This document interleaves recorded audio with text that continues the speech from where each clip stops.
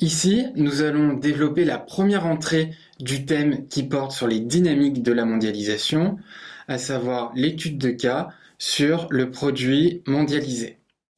Donc, étant donné la grande diversité des exemples qui sont choisis par les professeurs, je vais développer ici quelques grands principes que tu pourras adapter en fonction de ce que tu as étudié en classe. Cette étude de cas doit en effet te permettre d'illustrer plusieurs points essentiels du thème. Les acteurs de la mondialisation et notamment les firmes transnationales. Ensuite, les stratégies que ces acteurs mettent en place dans la production de leurs marchandises. Ensuite, les flux que ceci implique. Et enfin, les territoires distincts qui sont concernés par ces stratégies et par ces flux. C'est notamment la philosophie du sujet type qui peut tomber sur ce chapitre. En vous basant sur le cas du produit mondialisé étudié en classe, présenter les acteurs et les flux de la mondialisation.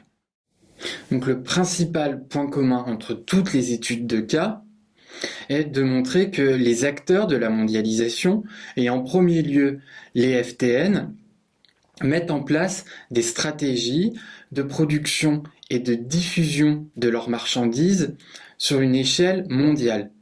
Ils mobilisent ainsi des territoires de façon différente par un réseau de flux intense. Il faudra donc montrer par quel processus un produit est introduit dans les différents courants d'échange de la mondialisation, par quel type d'acteurs et sous quelle forme de flux.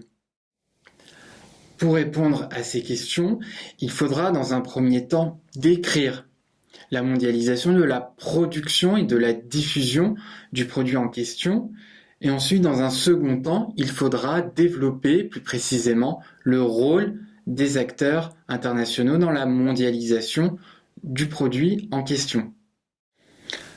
Enfin, tout au long du développement et en fonction donc de l'étude de cas que vous aurez traité en cours, il faudra veiller à un certain nombre de points. Il faudra faire attention à la localisation précise des phénomènes, tout comme les changements d'échelle. Et enfin, ce type de sujet s'adapte plutôt bien à la réalisation de schémas d'organisation spatiale qui pourront illustrer ton propos.